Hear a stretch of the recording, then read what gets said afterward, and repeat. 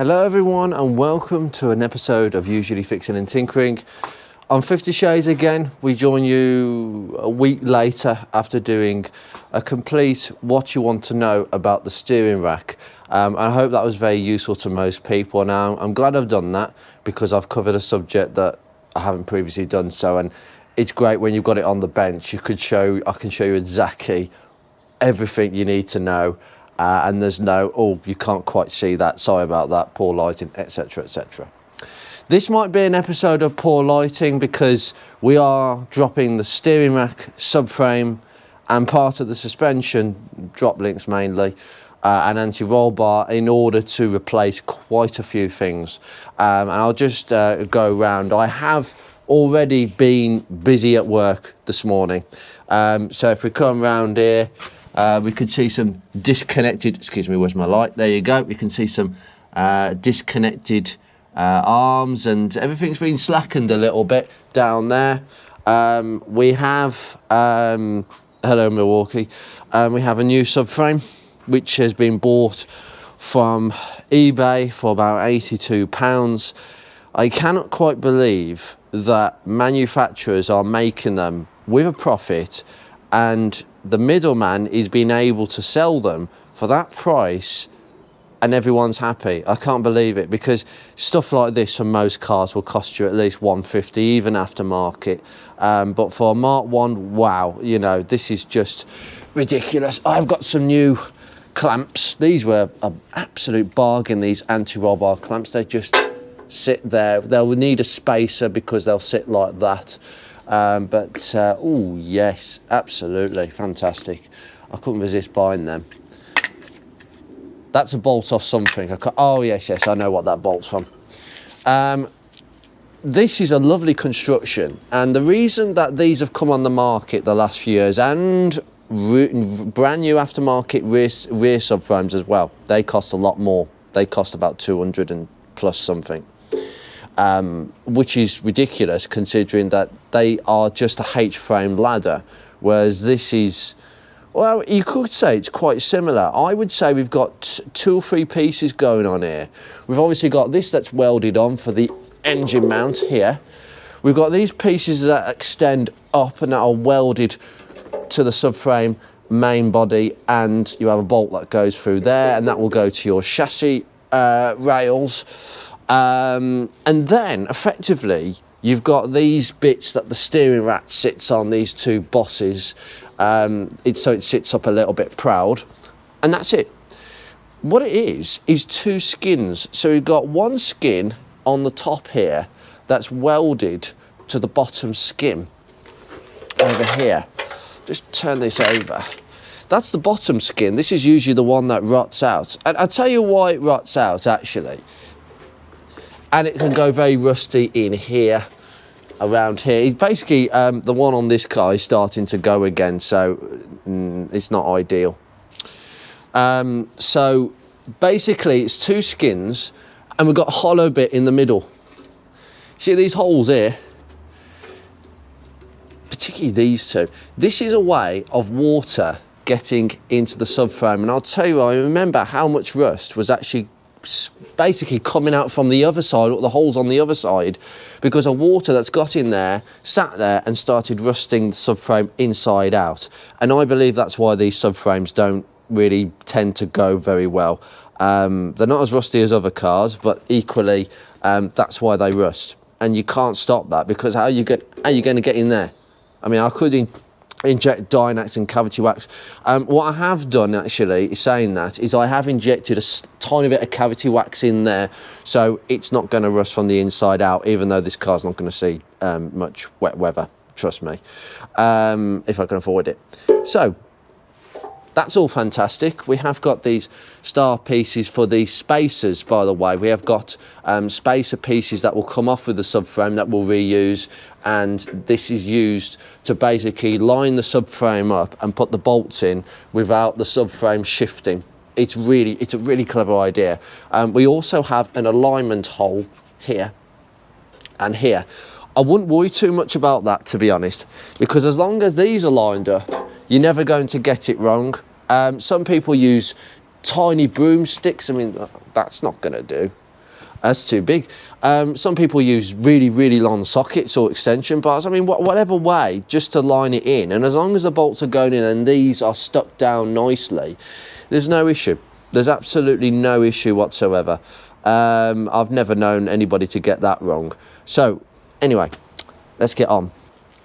First thing we need to do is disconnect the steering column from the steering coupler that links to the rack. I just got a nut down here. Yeah, that's nice. There we go, we're free, lovely. Now I'm going to leave that there. That 10mm spanner.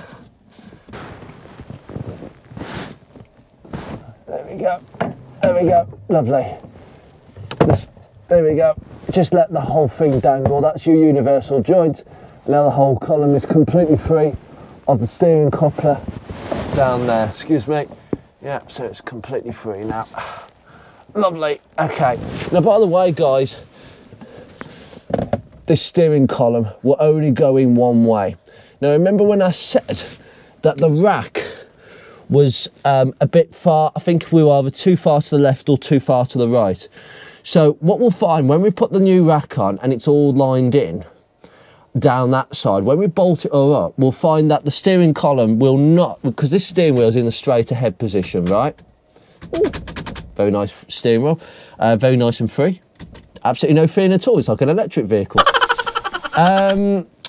So basically we won't be able to line that column up with the universal joint, because the universal, that steering coupler, universal joint, sorry, will be kind of to the left or the right, so it won't line up. So we've got to turn the steering wheel to line it up. We'll find out which way it is, because we'll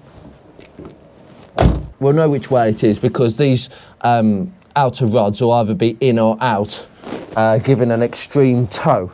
Yeah, we don't want to get that wrong. And there's a trick to try and get that right today, because, as I say, it's just to get the car to have a wheel alignment, which will be the next job once this is all done. But I'll just get this done first and then worry about the alignment later. Right, drop links. Okay, that was already loose. I have loosened a lot of these. I just need to get all these nuts off. There we go, lovely. That is now nice and loose. Okay, we need that to be loose. These length order drop links are absolutely amazing. They've changed the design of these, but there's no cracking whatsoever, and that ball joint is nice and stiff. That's fantastic. I tell you what though, these things do rust up badly. I mean, look at that drive shaft, it's just terrible. But these drive shafts are quite high quality. Again, we got, do you know something? I think there's a little bit of corrosion actually right at the bottom there actually of that subframe. Didn't see that before. Well, it doesn't matter, it's all coming out. Now I've got a feeling, is this a 16 or a 17?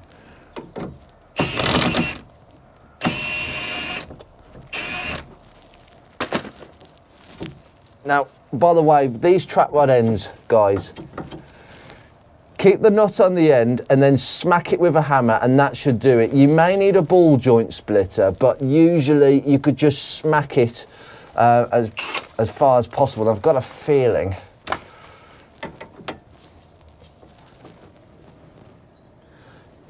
Yeah, the whole thing's turning. Lovely.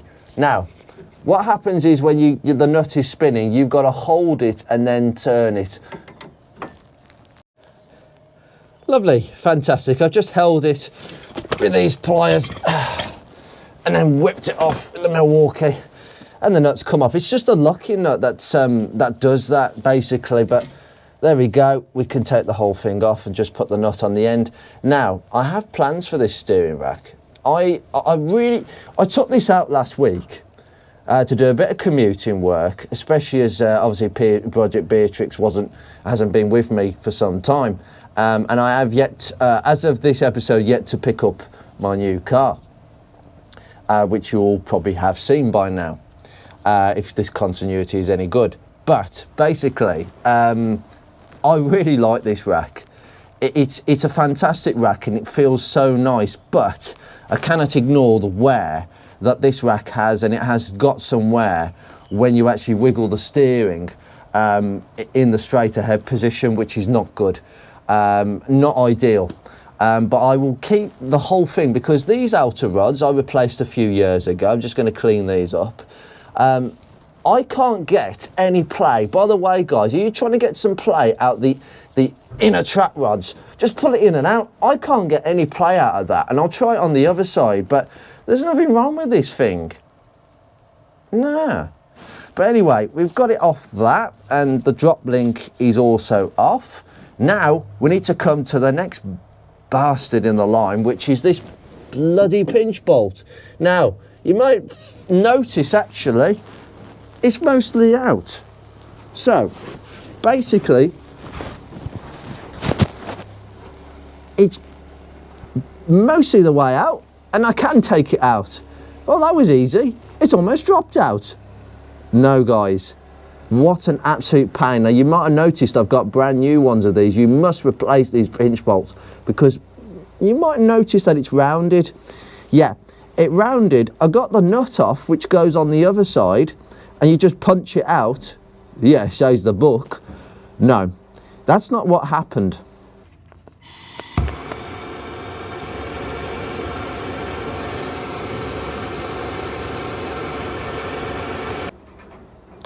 Yeah, that's precisely what I had to do yesterday for about 5 minutes, and then I was able to heat the bolt up enough to actually break the bond and push it out. But I have absolutely ruined this. Well, I've ruined it basically, but it doesn't matter because these arms are being changed. I've made my mind up that they're going to be changed as well. Yeah, ideally so. So what we need to do really is try and break the bond between this and this. By the way, this bolt is loose as well. We'll come to that in a second. I'm just going to show you one side and then you just repeat on the other side basically. But we need to break this bond now. We've got this bolt out and in the bin of shame. Oh yeah, that's come. You just need a pry bar. Now this might be difficult because the drive shaft is still attached. I don't really want to be disturbing that whatsoever. I might just have to. Let's have a look, try and lay that down.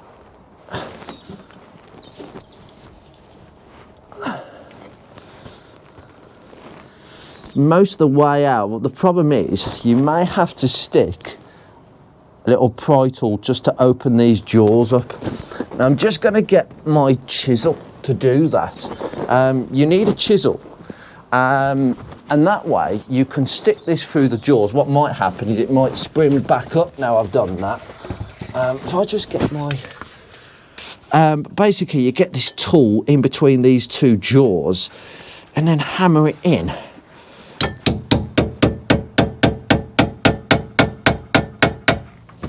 Right, there we go. Now it should give a bit more clearance to get this bloody ball joint out.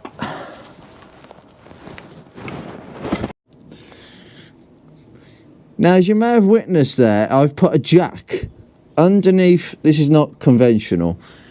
I don't want to be removing the drive shaft either. I don't want to be messing about with it, and it's still quite difficult in my opinion to do this if that's really stuck.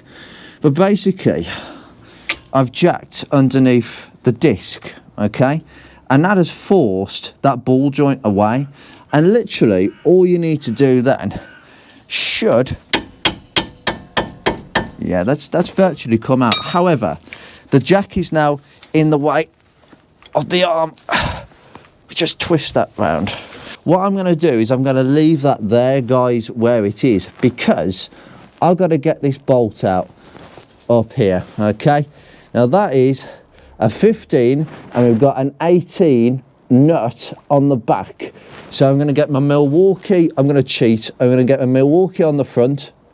Most of these bolts, all these bolts have cracked off, by the way, I will tell you that. 18 and a 15 and an 18. 18 spanner on the back side, please, to hold it. Okay. There we go, lovely. And I've got the nut in my hand, just there. It's a locking nut, and well, it's under pressure, so we might have to leave it. Well, try and get it out. That's the idea anyway, Andrew. Okay, we might be able to whiz it out under. Yep.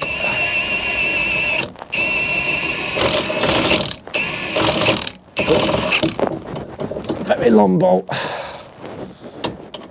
It's a very strong bolt, so to tell you what, these are expensive. These bolts are so expensive to try and replace, I tell you. It's yeah, it's completely free, and we can see that the old arm has actually moved, which is really good because it will allow me to get this out easier as well. So we've got to get the other one out as well now. So at the back we've got the inner side, which I'll show you. There's two bolts that hold the rear. Oh, it's like a trailing bush to this wishbone arm. And it is literally this rear bush. So what we've got here is, again, an 18mm nut with a 15mm on this side. But on the other side, it's a completely different size. We've got a bigger on the other side of this bush, which you can't see because you've got to get your spanner in at the back here. I think it's a 21, if I'm not mistaken. It's a 21mm nut. And on the other side, it's an 18, which just here where my fingers are. Okay, so this one bolt's here, one bolt's there, okay, and that's it. He says. There we go, lovely Lucy. That's the best example of how to use why an impact gun is so important. So we've got this short stubby bolt and this nut. I'll keep these on the side. I'll clean all these up as we're going along. But yeah, that's the inner one done. Now I've just got to sort the inner one out in the same fashion, and then we'll come back and try and get this arm out. Right, I've got my 21mm spanner there. I've got my 18 there.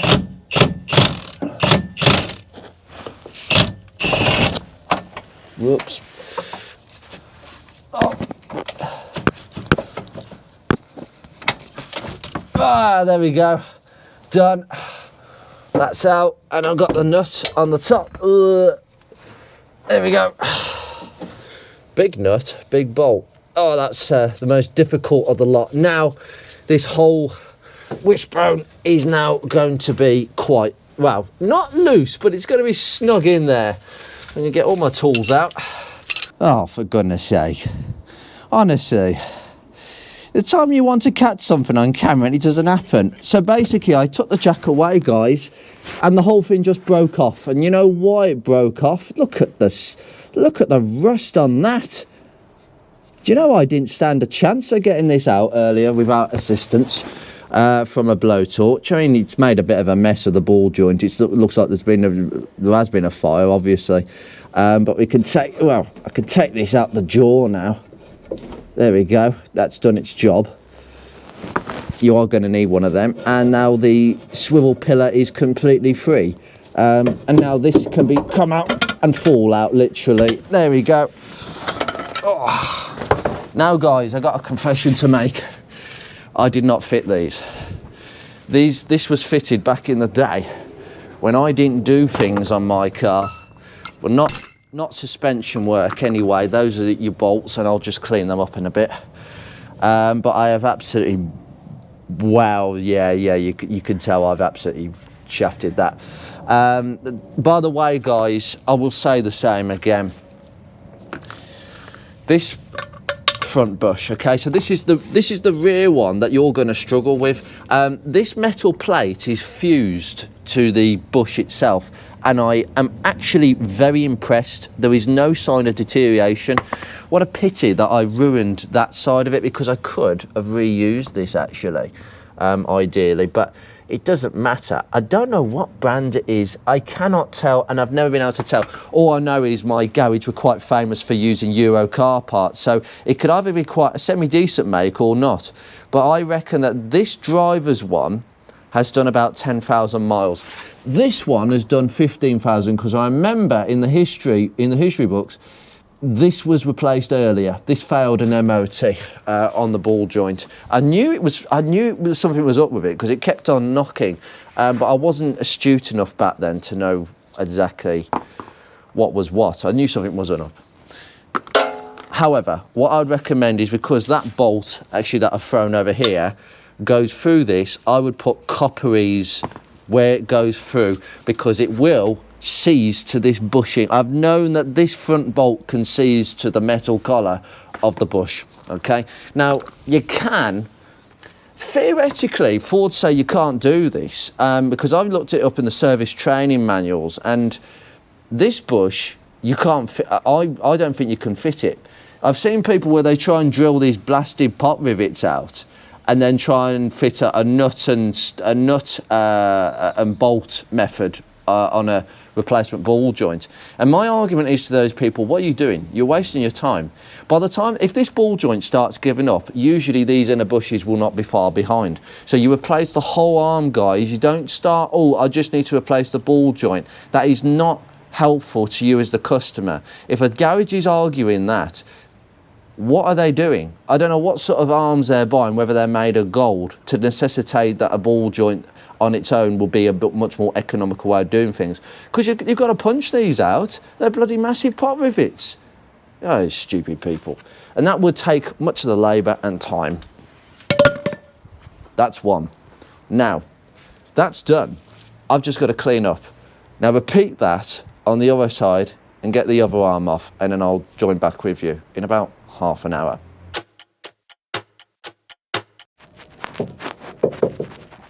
Oh, there we go.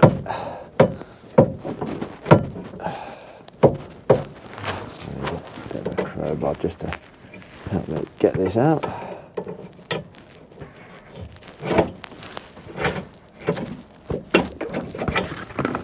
Just a bit stuck. There we go.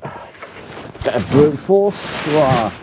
You can see some of the corrosion that you can actually get on these subframes on the inside. Again, it's an example of, just take that out, lovely. Right. This is the older one. Again, garage fitted this, I didn't. Did you know that this hole, guys, was actually meant so you could get an extension into the top bolt for the subframe there on these?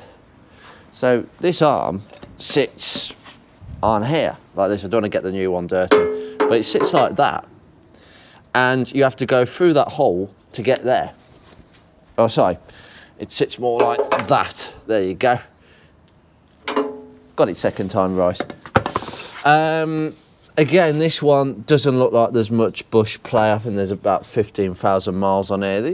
Whichever make, it's a good quality make, actually. Yeah. They've done their time. We're all done. We've got those arms off and we're all disconnected in terms of the steering gear. Now, we need to disconnect the engine mount. Now, with the engine mount, I've already done it because there's one bolt here, one bolt here. So I'll just take this out. This big bolt here, it's a 13mm bolt. I did most of it anyway. And this engine mount will be reused because this is a genuine Ford one, but I've coloured it in black, so I'll clean that off. I'm going to give things a bit of a white spirit as such. So that's the big bolt that goes there. We're now free. Now, this engine mount has got two bolts. Oh, well, one of them, because, that was the bolt I had earlier, yes. So this bracket attaches to the back of the gearbox. By the way, if you've got a manual gearbox, you'll have a different mount, but it's very similar. But yeah, we've got two bolts there. I'll just stick that bolt kind of back in there so we know where that's from. And this is nice and free now. Yeah, and not seized, Nick. Yes, well, I think I put some copperies on this, I'm sure I did. But there you go. And I will put some new copperies on it in the future, but yeah, no problems with that. Not at all. Just some minor rusting there, but yeah, no problem. So I'll stick that back in there and just move that to the side. Lovely, all ready to be cleaned. Now, that's your engine disconnected. Because we've taken the steering coupler off, well, detached it from the column, we only have the subframe to deal with. Okay, so the way it's going to work is we need to disconnect the hydraulics for the power steering. So we're going to have to go onto the top side to do something first. Okay, so you join me at the back of the engine. What we need to do is, with a 7mm, we need to take this nut out for the heat shield, which has solemnly been painted the same colour as the heat shield. Just gonna, goodness me, this is going to be a tight one.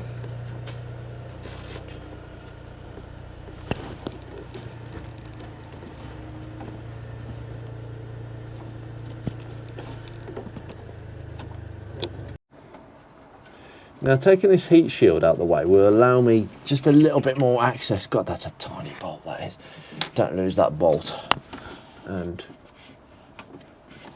this heat shield is virtually going to come off, apart from the fact that, hold on, have we got another bolt? Yeah, we've got another bolt just where my finger is. You can't see it because of the damn heat shield in the way. I will get to that in a second, but basically take that other nut off and you can take this heat shield out the way. However, what we're going to need to do is we're going to need to get to a clamp. Now, you can't really see this. It's one of these, so it's a clamp holding these two power steering pipes, okay? The return and the feed. We need to take a 5.5mm bolt out of that clamp and take the clamp away. 5.5mm, honestly, that's weird. But basically, take that away. Yeah, so take that bolt out. And it will give you some wiggle room with those pipes. You will need to do this. So anyway, I'll go crack on with that and then I'll join you downstairs again. Right. Okay, good. Now that took a lot of faffing with a 5.5mm. Oh. Now you can see how this clamp works.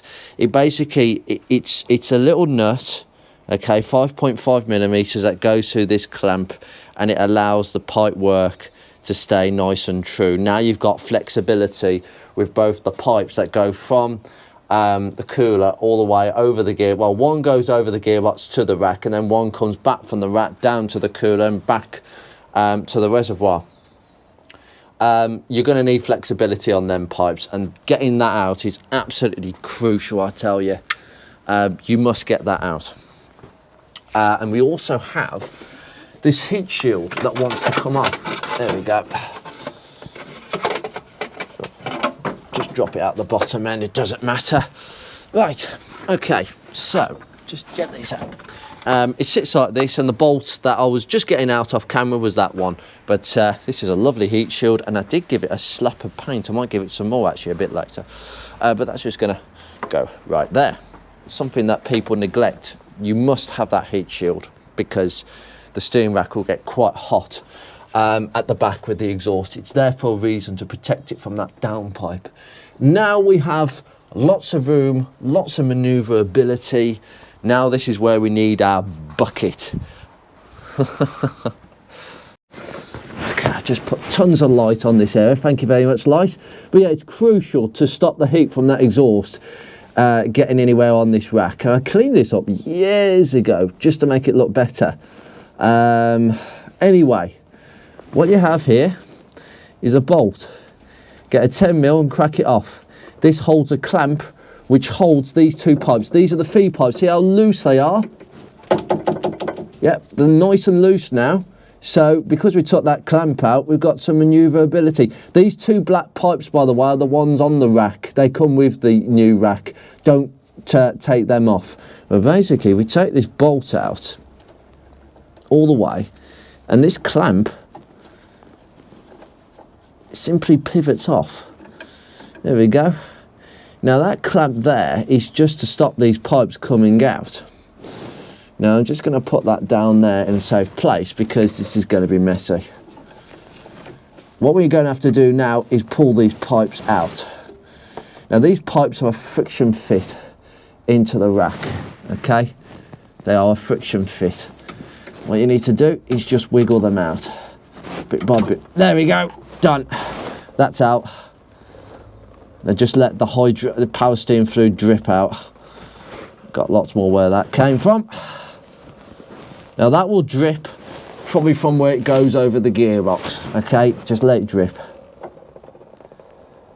Just let it drip before I get the other one out. This is going to be painfully messy otherwise, but you get the picture. I'm now going to take this one out as well. There we go, and the other one's come out. Now there is an O-ring just where my finger is on both of them, but just let them drip into that bucket very, very nicely. But we are now free. Now I might give this, now this pipe is the one that goes over the gearbox, this one. So that one would be, so this one would be the high pressure one from the pump. So the pump will put it down this one into the rack. This is the return one, which is slightly more rusty for some reason, but it doesn't really matter. They all go like that from time to time. I don't think I'll try and paint it because it's in an area where it doesn't really matter. Lovely. Okay, now, well, I have loosened all these bolts previously. There's 1, 2, 3, 4 at the back and the 2 upper ones at the top here. And I'm just going to take a couple of them out. 18mm, off we go. Make sure that it is actually, no, that's to tighten, Andrew. We don't want to tighten, we want to loosen.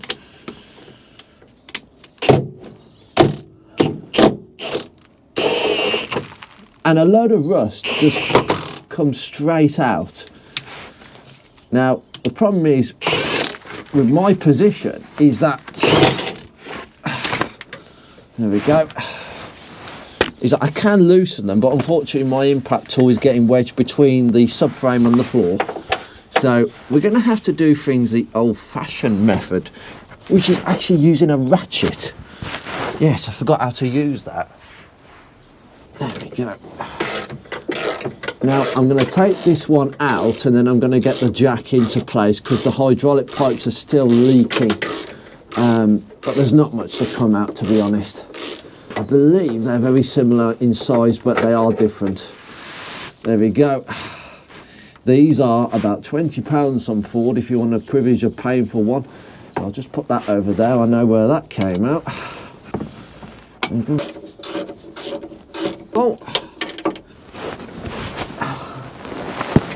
use my gun. These are 15mm. Right, okay, so this side is completely loose now. Okay, so just shut that over there. Now, this is where we need the jack, because I'm going to have to take that out and jack all this up. So make sure these pipes are well and truly out the way for this.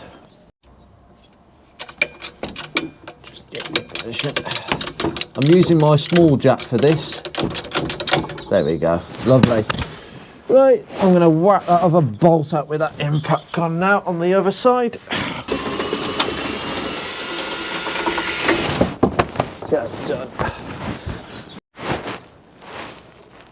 Sorry about that, that wasn't recording. The steering rack has actually fallen on the floor. Well, it hasn't fallen, it's been controlled. It looks like a bit of a mess, but it really isn't.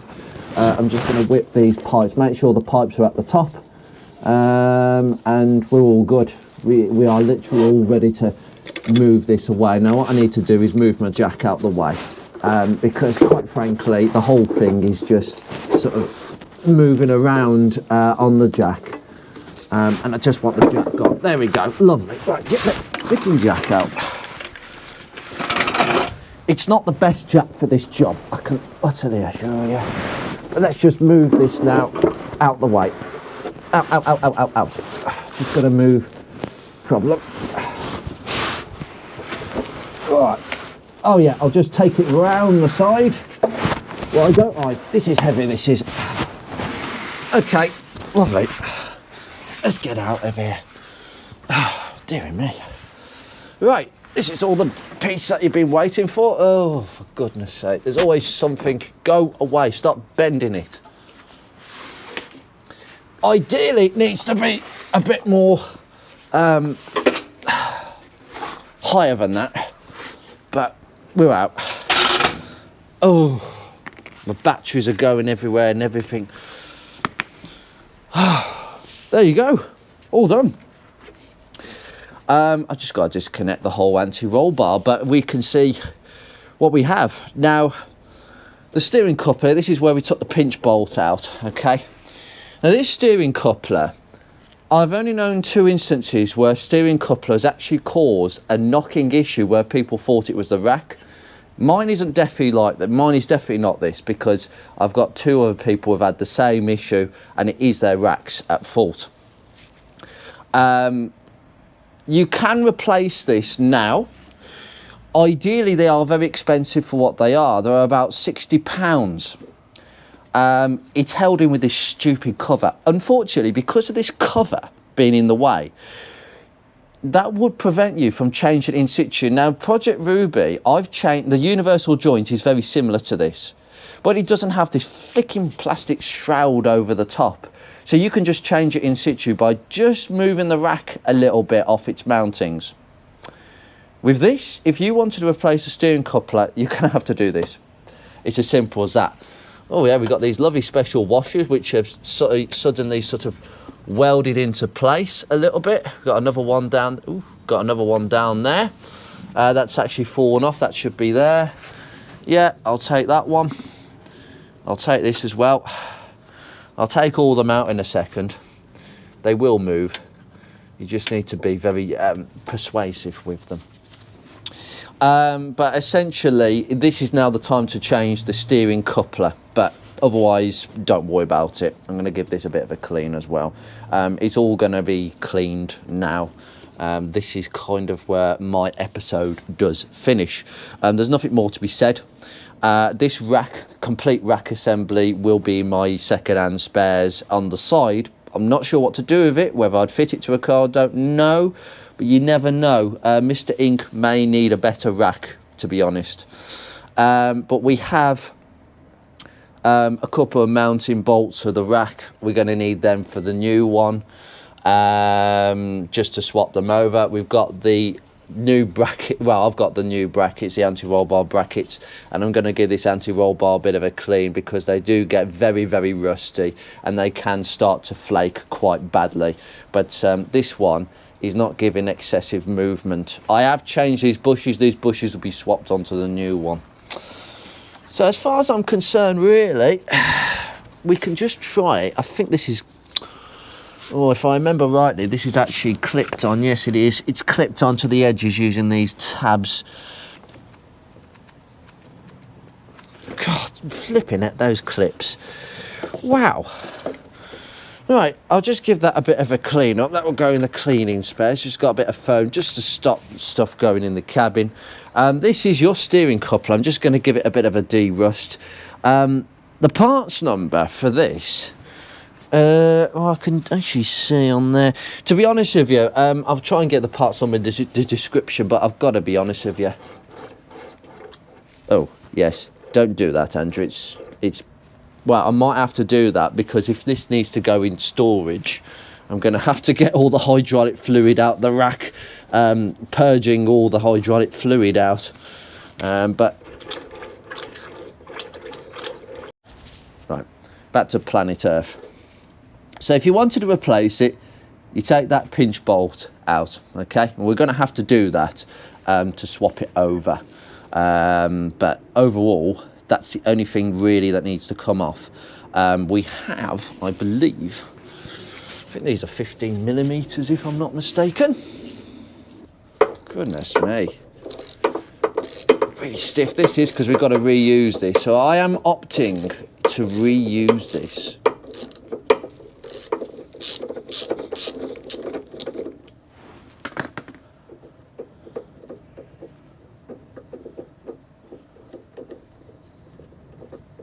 Okay. It's just a big old pinch bolt. Take that off. Lovely. I think the part that wears on this, it could be this piece that wears a little bit over the ears, and it doesn't look bad to me. And I suspect it'll be go a conical shape or circular shape, and then it starts slipping. That might be why they start going, but it's £60–70 you'll be paying for one of these. As I say, I'm going to give it a bit of a... They always rust here. They always rust badly there. But anyway, that's going to go over there as well. So, we're all good. Actually, I don't know what the hell that is. That's some sort of cream. But overall, it looks actually really, really good. Okay, and this has been a superb rack for this car over 22 years. It's quite a sad moment actually, because it's one of the few pieces that I've not really touched on this car. In terms of corrosion, it's not bad on this side, but there's a lot of internal corrosion going on that side. I don't know what the hell that is. There's all sorts of foam bodies on here, but am I going to reuse this subframe? No, definitely not. I think personally I want to put it in the bin, because I think the internal corrosion inside here might just be too much. Now, I think that's it for the rack. It certainly is. We have got this vent pipe. I told you about this before actually. This vent pipe needs to come out, because we're going to have to swap this onto the other one. There we go. I think it just vents from one side to the other, but look at the condition of these boots. These are the originals from the factory. Yeah, I'm definitely going to consider doing something about that. Right, that goes like that. I've got to remember that kink there is so it goes around this part of the rack, okay, where the pinion gear would be. Okay, now it might continue to leak, but it doesn't matter. Now we'll get these two big bolts out. Very satisfying. There we go. That's all it requires. There we go. Lovely. Steering rack bolts. In fact, stick them in there just before I forget. There we go. Okay. Lovely. And this rack is nice and away. Well, it's not completely away, because I can take it out, but we've got the anti-roll bar in the way. So these are 13s, I believe. Oh, by the way, guys, this is now the moment where most of you will want to change these bushes. You've got to change them now, because I swear to God, I managed to change these bushes in situ. People say you can't do it. You can. You absolutely can. But you have to really have a long, bad back afterwards and a few days of suffering. And an impact gun with lots of extensions and universal joints. Trust me, it took ages, and I wondered why I ever bothered. So I would recommend you get this done now. Get these bushes, okay? They make a lot of difference. Do not do poly bushes unless you want to race it, okay? Unless you want to take it on a track day, you don't need poly bushes. It's totally unnecessary, okay? So please, please, please don't do that.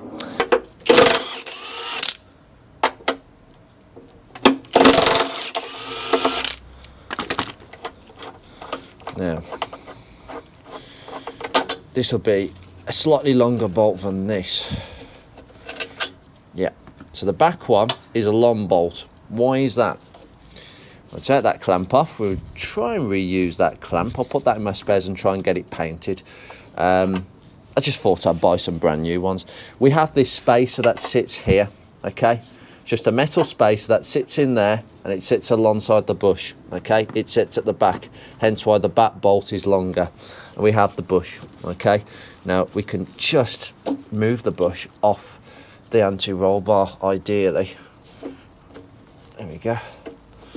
Now, this bush is only a couple of years old. I'll clean it up and close it back down. Simple as that. Don't buy aftermarket ones. They're rubbish. Please get genuine ones, guys, because otherwise it's going to be a bit of a pain in the ass. Trying to get this bolt out was difficult because it was so close to the rack.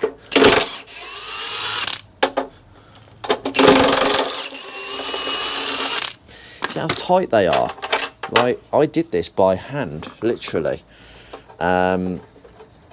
When I did it in situ, and it's still tight. Imagine trying to get that out in situ. You're joking? There we go. The whole bar, anti-roll bar moves off. There we go. The whole idea of an anti-roll bar is to stiffen things up a little bit, to make sure that when one side of the suspension goes up, the other kind of remains the same, because this bar will kind of stiffen it and taut it from one side.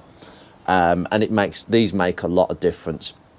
Now I'm going to actually respray this bar properly, because look at this. I've ended up, how have I sprayed it silver? I might have done a bit of exhaust silver on that one, but we'll just leave that over there, and then this rack could come straight off, and that's how it's done, guys. Now this rack I'm going to leave there for the time being. I'm going to clean that up, and I think that's got some life left in it. It's done 92,000 miles. This subframe, however, oh God, honestly. Well, I found a washer that I lost ages ago. Don't know where that came from. Okay, that will go in the bin. Now we need to get all these spacers out. Now, here we go. Now, lovely. That's perfect. Now there should be locating. Now there are some locating studs, but the problem is with these, I don't think you can remove them and put them back on in the way they came. These locating studs, I believe, were just put in there from the factory. There's just two of them, one there and one there, but I won't worry, just reuse these and clean these up. Okay, they are essential for getting things back into line. Oh, come on. Right, this is going to need some persuasion off camera. Ugh. Just collect them all up. So you have 1, 2, 3, 4, 5, 6. Okay, four big ones, 2 small ones. Get rid of this subframe. Honestly, it's covered in 20 times. I think there was a point, guys, where back in the day, the first time I actually refurbed this subframe, was sticking bitumen on it, which isn't a very good thing, and I've learned better since then. Yeah, definitely so. Right, they're all off. Oh, sugar. Tons of rust. Oh, don't ruin the new one.